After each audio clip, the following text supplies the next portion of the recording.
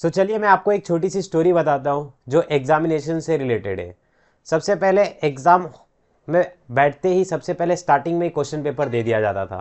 फिर जैसे ही question paper starting में मिलता था तो उसको पलट पलट के चारों तरफ से देखा जाता है।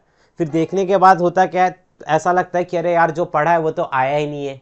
फिर उसके बाद क्या करता था, उसके बाद जस्ट पेपर को ऐसे रखते थे सामने और क्वेश्चन नंबर 1 डाल करके उसको अटेम्प्ट करना चालू करते थे। जैसे ही क्वेश्चन नंबर 1 डाल करके उसके आंसर्स को लिखना चालू किया, 2-4 लाइन लिखा, फिर उसके बाद सब कुछ याद ही नहीं आ रहा है। फिर सोचा कि चलो कोई नहीं, थोड़ा और लिखने की कोशिश की, थोड़ा कुछ और लिख रहा हूँ, तब तक क्वेश्चन नंबर 2 याद आ रहा है। क्वेश्चन नंबर 2 सोचा कि चलो लिखते, तो क्वेश्चन नंबर 2 जैसे ही लिखना चालू किया उसका आंसर, तब तक मेरे को 4 याद आ रहा है। और फिर जब 4 लिखना चालू किया तब मेरे को ऐसा लग रहा है कि कुछ भी नहीं आ रहा है। क्या आपके साथ ऐसा होता है कि जब आप कोई क्वेश्चन पर्टिकुलर अटेम्प्ट कर रहे रहते हो बट वो अटेम्प्ट करते समय आपका जो दिमाग है वो क्वेश्चन नंबर 2 के आंसर्स पे चल रहा होता है? ऐसा होता है तो कमेंट में जरूर बताना। तो अब इसका सोल्यूशन क्या है कि सर मैं कुछ ये पढ़ रहा हूँ बट ये लिख रहा हूँ बट दिमाग में कुछ और चल रहा है।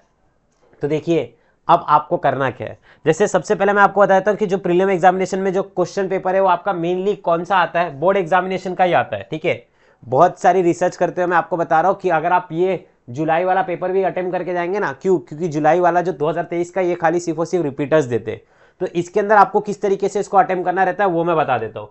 सबसे पहली बात तो ये है कि इसको अटेम्प्ट करते समय जब आपको ये पूरा का पूरा पेपर मिलता है तो आपको एमसीक्यू से कभी भी स्टार्ट नहीं करना है, क्योंकि देखिए आप पढ़ते समय तो लाइन से पढ़ते, सॉलिड स्टेट सॉल्यूशंस इस तरीके से, बट पेपर में क्वेश्चन क्या आता है, कभी भी ऐसे लाइन से आता है क्या, पहले सॉलिड स्टेट फिर सॉल्यूशन नहीं, वो जंबलअप करके आता है। राइट, कौन सा भी चैप्टर का क्वेश्चन कभी भी आ सकता है, कितने मार्क्स का आ सकता है। तो देखिए यहाँ पर जो 10 एमसीक्यूज है पर अपने पास तो चैप्टर 16 ही है, मतलब 16 के 16 चैप्टर्स में से एमसीक्यूज तो आने नहीं वाला है, 10 ही चैप्टर्स में से एमसीक्यूज आता है। तो देखिए आपका जो दिमाग रहेगा ना, और आपको खुद को पता है कि एमसीक्यूज तो आप पता है ना कहां से करने वाले हो, राइट। तो एमसीक्यूज की तरफ दिमाग मत लगाइए। ठीक है, यहां पर देखिए नीचे की तरफ आ जाएंगे ना आप, यहां पर ये 1 सेंटेंस है। ठीक है, तो इसमें आपको करना क्या है, किस इस तरीके से आपको अटेम्प्ट करना, मैं एकदम टॉपर वाली स्ट्रैटेजी आपको बता रहा हूं। देखिए सबसे पहले आपको ना क्वेश्चन नंबर देखिए, पूरा मत देखिए, बस सिर्फ और सिर्फ क्वेश्चन नंबर 1 देखिए। ऑलराइट, क्वेश्चन नंबर 1 देखिए, इसमें से देखो सबका सब अटेम्प्ट करना है, तो पूरा क्यों देखने का, ऐसे ही अपने को पता है कि पूरा का पूरा पेपर ही अटेम्प्ट करना है। तो क्वेश्चन नंबर 1 आप देखो अच्छे से और उसके तरफ पूरा का पूरा अपना दिमाग लगाओ,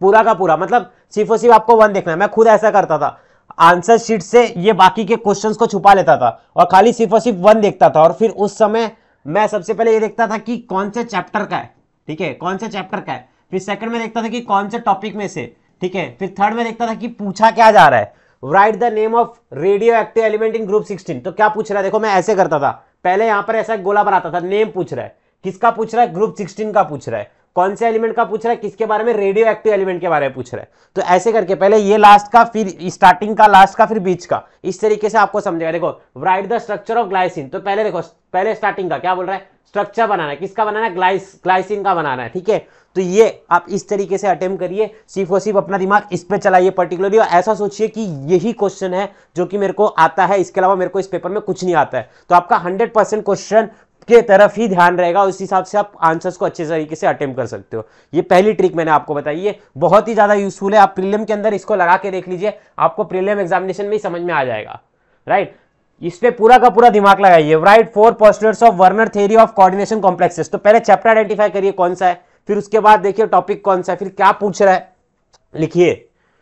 पहली टेक्निक मैंने आपको बता दी। सेकंड सबसे इंपॉर्टेंट टेक्निक ये मैं आपको बता रहा हूं, ध्यान से सुनना है, सबसे ज्यादा इंपॉर्टेंट है। बच्चे लोगों का ना पेशेंस लेवल इससे डेवलप होता है। एग्जामिनेशन हो क्यों रही है, प्रीलिम एग्जामिनेशन इसके लिए हो रही है क्योंकि आपको पहले दिखा दिया जा रहा है कि बोर्ड एग्जामिनेशन कुछ इसी तरीके से होने वाली है, आपको एक तरीके से प्रैक्टिस करवा दे रहे, तो ये प्रैक्टिस मैच है एक तरीके से। तो इसके अंदर आप बैठिए और बैठ करके अपना पूरा का पूरा दिमाग लाने की कोशिश करिए। कुछ इधर उधर के थॉट्स मत सोचिए, लिखते समय ऐसा कुछ अलग ही दिमाग में चलता रहता है, लिखते कुछ अलग है नहीं, तो इसका मतलब आप फेक फेक के लिख रहे हो, ऐसा मत करो। आपको ना एक पर्टिकुलर हर एक क्वेश्चन के बारे में 4 से 5 पॉइंट, देखिए इनफ है, 6 पॉइंट इनफ है, 6 पॉइंट से किसी में भी ज्यादा करना ही नहीं है। क्योंकि अगर आप सेक्शन डी के अंदर भी देखेंगे ना, तो सेक्शन डी के अंदर देखो, पेपर पैटर्न को पहले समझ लो। सेक्शन डी के अंदर जब भी कोई क्वेश्चन आता है ना, तो 2 क्वेश्चन मिला करके आता है। मेरे बोलने का मतलब क्या, देखो सेक्शन डी के अंदर जो पहला क्वेश्चन है वो 4 मार्क का है, ठीक है। 5 क्वेश्चन में से अपने को 3 ही करना है, तो एक क्वेश्चन कभी भी डायरेक्ट 4 मार्क का नहीं आएगा, वो छोटे छोटे में आएगा। देखो आपको मैं दिखाता हूं, देखो डिफाइंड आइसोमॉर्फिज्म, तो ये एक पहला क्वेश्चन हो गया।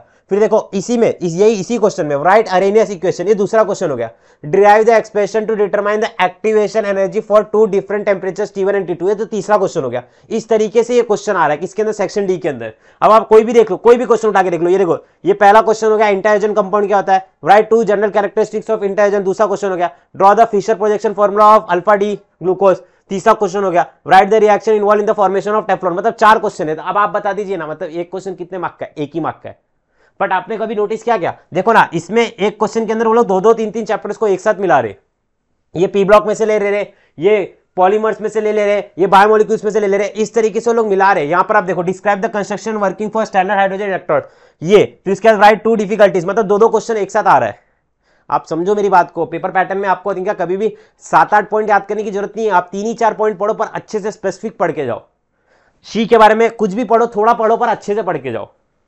दूसरा मैंने आपको बताया, पहला आपको मैंने ये बताया कि एक ही क्वेश्चन को देखो उस पर दिमाग लगाओ। दूसरा मैंने बताया कि पेशेंस लेवल डेवलप कर लो, पेपर में सिटिंग कैपेबिलिटी बना लो कि अरे हाँ 3 घंटे के पेपर में मैं अपने दिमाग को लगा सकता हूं आंसर की तरफ, क्वेश्चन की तरफ रिकॉल कर सकता हूं जो भी मैंने पढ़ा है। नहीं तो आपके साथ भी ऐसा होगा क्या कि एग्जाम दे करके आ गए, फिर उसके बाद सब कुछ याद आ रहा है कि अरे हाँ ये मैंने पढ़ा था, अरे अच्छा इसका आंसर ये था, एग्जाम देने के बाद सब याद आता है, तो बहुत बुरा लगता है।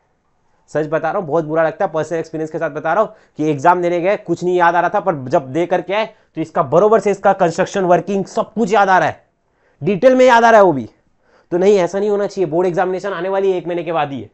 दूसरा मैंने आपको ये बता दिया, पेशेंस लेवल डेवलप कर लो। तीसरा, पेपर को अटेम्प्ट करते समय अपना कंसंट्रेशन अपने पेपर की तरफ, बार बार टीचर्स को मत देखो कि टीचर्स क्या कर रही है, क्या कर रही है, आजू बाजू वाला क्या लिख रहा है।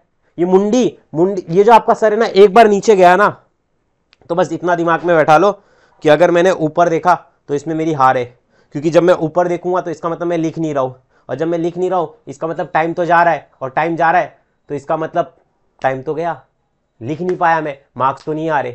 अपना पेपर की तरफ, एक बार पेपर आ गया देखना है, टीचर को देखना ही नहीं है boys, you know what I mean to say, देखना ही नहीं है कौन है टीचर है, कौन है सर है, कौन सुपरविजन में, देखना ही नहीं है। आजू बाजू देखना ही नहीं है। आजू बाजू देखोगे उधर से उसका भी चेहरा वैसा ही आपके जैसा ही, उसको भी कुछ नहीं आता, तुमको भी कुछ नहीं आता। कम से कम कुछ तो लगाओ दिमाग। अब आप बोलोगे कि सर मेरा अभी भी कुछ पढ़ के नहीं हुआ है, अब क्या करूं मैं? तो देखो सिंपल सी बात है, पूरा करने के चक्कर में मत जाओ। आपको खुद को पता है कि आप पूरा नहीं कर सकते, 16 के 16 चैप्टर साल भर से नहीं पढ़े तो अभी कैसे पढ़ के हो जाएगा? बरोबर की नहीं? बरोबर है ना? सही तो बोल रहा हूं मैं, राइट? तो अब देखो, बुरा मत मानना, अभी भी पढ़ सकते हो, बताता हूं कैसे। देखो यहाँ पर ना सारे के सारे चैप्टर्स करने पे मत जाओ, इजी वे में जो मैंने आपको सेट करके दिया ना, यहाँ पर ये रोड मैप वाली पीडीएफ, ठीक है, टेलीग्राम चैनल पे डाल दिया है मैंने, इसको वहां से भी ले सकते हो आप लोग, ऐप पे भी डाल रखा है स्टडी मटेरियल में, ठीक है। ये देखो, ये पहले डिसाइड कर लो कि ये चैप्टर मेरे को करने का है, ठीक है, और अच्छे से करना है, ऐसे से दिमाग में बैठा के चलो, यही सीक्वेंस को फॉलो करो। ये सीक्वेंस सबसे बेस्ट दिया है मैंने। यहाँ पर जो बड़े बड़े चैप्टर्स है उनको मैंने लास्ट में डाल रखा है, जिनको टाइम ज्यादा लगता है, ठीक है। सबसे पहला जाते थर्मोडायनेमिक्स कर लो, कल का लेक्चर देख लो थर्मोडायनेमिक्स का, बहुत ही अच्छी तरीके से, बेहतरीन तरीके से पढ़ाया गया है। अभी भी आप कर सकते हो, पेशेंस लेवल डेवलप कर लो, और जो आपका रूटीन है ना उसको थोड़ा सा मैनेज करना सीखो, क्योंकि यही सेम टाइप का रूटीन, अरे इससे भी ज्यादा हेप्टिक रूटीन ना आपका बोर्ड एग्जाम में होगा, क्योंकि उस समय केमिस्ट्री के एग्जाम के लिए सिर्फ और सिर्फ 1 दिन की छुट्टी है। जब मैं बोलता हूं 1 दिन की छुट्टी, इसका मतलब बहुत ही डेप्थ है इस बात का मीनिंग, यानी कि आपके पास 24 घंटे है, 24 घंटे में से आपको 16 चैप्टर्स पढ़ने हैं। सो कैसे करोगे? टेंशन की कोई बात नहीं है, मैं करवा दूंगा। और अब तक इस चैनल को सब्सक्राइब नहीं कर रखा है तो सब्सक्राइब कर लेना। रिवीजन सबसे ज्यादा इंपॉर्टेंट है, रिवीजन करते हुए चलना, और राइट प्रीवियस ईयर क्वेश्चंस भी करते हुए चलना। मेहनत करो, अभी भी टाइम है, इंपॉर्टेंट के पीछे मत भागो, लास्ट में इंपॉर्टेंट करना रहता है। मैं आपको वापस से बता दे रहा हूं, 8 से 10 चैप्टर अच्छे से कर लो, उसके बाद किसी चैप्टर्स के इंपॉर्टेंट करो। 10 चैप्टर करोगे, एक चैप्टर का वेटेज 5 मार्क्स का है, 50 मार्क्स इधर से हो गया, 25 प्रैक्टिकल का हो गया, 75 मार्क्स आपको मिल जाएंगे 100 में से। उसके बाद इंपॉर्टेंट करके आप अपने मार्क्स को बढ़ा सकते हो। ऐसा सोच रहे हो कि मैं पूरा इंपॉर्टेंट करके जाऊंगा, अगर इंपॉर्टेंट नहीं आएगा तो मोए हो जाएगा, जैसे कि वो ट्रेंड पुराना हो गया, वैसे मार्क्स भी कमाएंगे और पुराने तरीके से, ठीक है। तो चलिए, लेटेस्ट अपडेट जानने के लिए अभिषेक सर केमिस्ट्री चैनल को सब्सक्राइब कर रखना। अब तक स्टडी मटेरियल का कोर्स नहीं लिया है तो ले लेना, और ऐप से रिलेटेड कुछ भी क्वेरी आती है तो यहाँ पर आप पूछ सकते हो, और ये मेरी इंस्टाग्राम की आईडी है, यहाँ पर भी आप मुझे फॉलो कर सकते हो। Thank you so much for watching this video, और चैनल को सब्सक्राइब जरूर कर देना, बहुत सारी इंपॉर्टेंट वीडियोस आपके लिए आने वाली है। और सबसे इंपॉर्टेंट ये है, I am wishing you very very all the best. Thank you so much, और हो सके तो अपने दोस्त से जरूर शेयर करना इस वीडियो को। राधे राधे।